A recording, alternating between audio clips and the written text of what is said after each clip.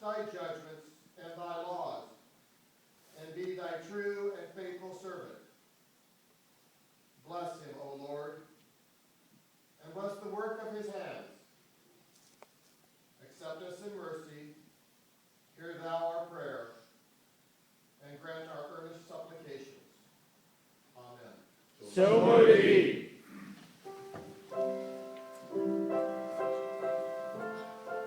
Our guests may be seated. Masons, please remain standing.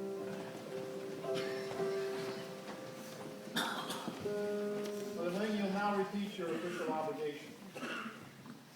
I solemnly promise, upon the honor of a Mason, that in the office of Master of King Solomon Lodge number 60, I will, to the best of my ability, strictly comply with, abide by, and enforce the regulations and constitutions of the most worshipful Grand Lodge of Free and Accepted Masons of Washington, the bylaws of King Solomon Lodge number 60, and all ancient Masonic usages, so far as the same they come to my knowledge.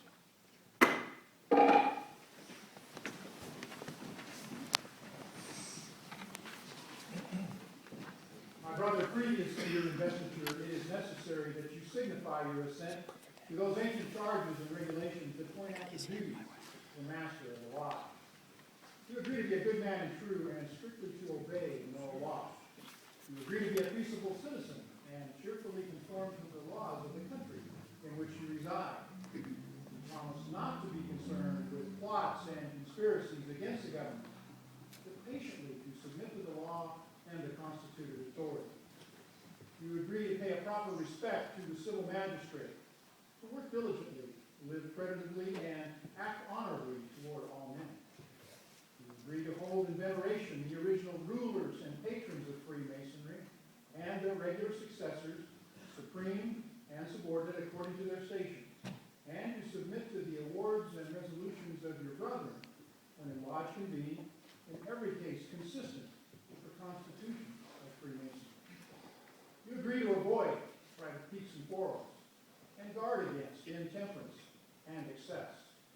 You agree to be cautious in your behavior, courteous to your brethren, and faithful to the lodge. You promise to respect genuine brethren and discountenance impostors in all the sinners from the original plan of Masonry.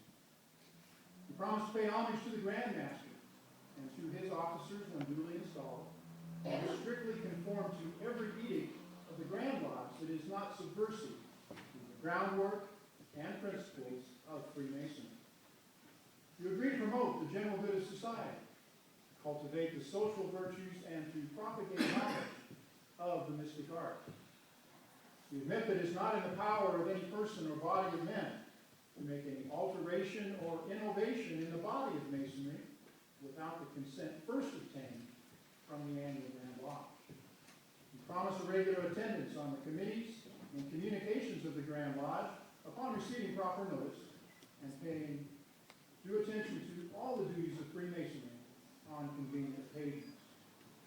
You admit that no lodge can be formed without permission of the Grand Master or his deputy, and that no countenance shall be given to any irregular lodge or any person clandestinely made therein.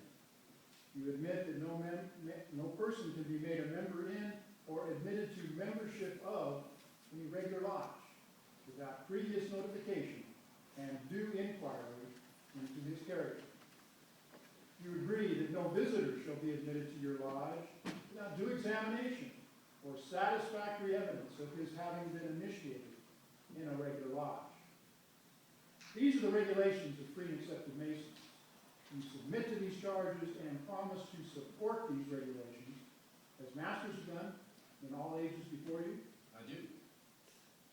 Brother Ling, in consequence of your cheerful conformity to these ancient charges and regulations of our ancient fraternity, you're now to be installed as worshipful master of King Solomon Lodge number 60, in full confidence of your skill and capacity to govern the same. Brother Stalling Marshall will conduct the worshipful master-elect with ease.